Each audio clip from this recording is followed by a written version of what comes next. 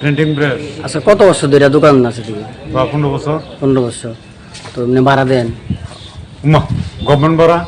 মানে কার কার ভাড়াটা কে নেই? নগর পঞ্চায়েত। নগর পঞ্চায়েত। এটা কত বছর হয়েছে এই বিল্ডিংটা?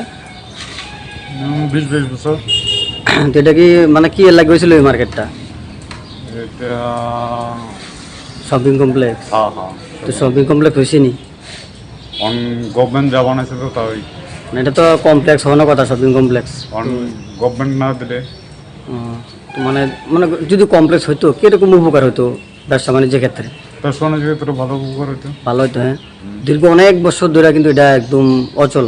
অচল। কারেন্টের সুব্যবস্থা আছে নি? না, কারেন্টের কোনো বন্দোবস্ত নাই, আমরা হুকলাইন দিয়ে চলে যাচ্ছি। হকলাইন দিয়ে চালা। এটা প্রিন্টিং প্রেস এই জায়গাটা কোন জায়গা? নমরা নগরে কোন জায়গা? Shopping complex. Shopping complex. আচ্ছা, কত বছর ধরে দোকানটা দিছি? এদিকে তো আছে আজকে 15 বছরের মতো। 15 বছর মতো। মানে দোকান তো আসলে এখানে বৃক্ষমণি মানে মানে ভাড়া 34 বছর। ভাড়া দেন দোকানে? দোকানে ভাড়া তো নগর পঞ্চায়েত। নগর পঞ্চায়েত নিয়ে না? এটা এই মার্কেটটা যে শপিং কমপ্লেক্স কত বছর আগে হয়েছে ধারণা আছে না? এটা তো 2000। হ্যাঁ, 2002-3। 2-3 হয়েছে। তো এটা মার্কেটটা কি এর লাগে হয়েছিল জানেন নি? এটা তো হয়েছিল মার্কেট, সবাই এনে দোকান দিব কমপ্লেক্সের মতো। হ্যাঁ। কিন্তু এটা তো আর কমপ্লেক্সের মতো আর রয়েছে না। এদিকে আমরা আছি 2-3 জন, আর তারা আছে এনে গভর্নমেন্টের কিছু গোডাউন আছে, মানুষের লয়ে সেটা বানাই রাখছে। তো মানে এই যে কমপ্লেক্সটার মধ্যে কয়টা সেট আছে ধারণা আছে না এরকম আইডিয়া? সেট 300-400। 300-400। তো 300-400-র মধ্যে কটা দোকান আছে? 3টা। 3টা। মানুষ যাতায়াত আছে না কিনা? মানুষ যাতায়াত 3 দোকানে। তো কারেন্টের যে ইলেকট্রিক সুব্যবস্থা আছে কি? ইলেকট্রিকের সুরক্ষার কথা কয়ে তো লাভ নাই। এই কমপ্লেক্সের মধ্যে বিল আছে 7.5 লাখ। সবাইয়ের মাথা পিছু পার সেটে 5,000 করে তো কথা ছিল। এবার নগর পঞ্চায়েতে 5,000 টাকা জমা দেওয়ার কথা ছিল। এবার আমরা মেজর কারেন্ট দরকার।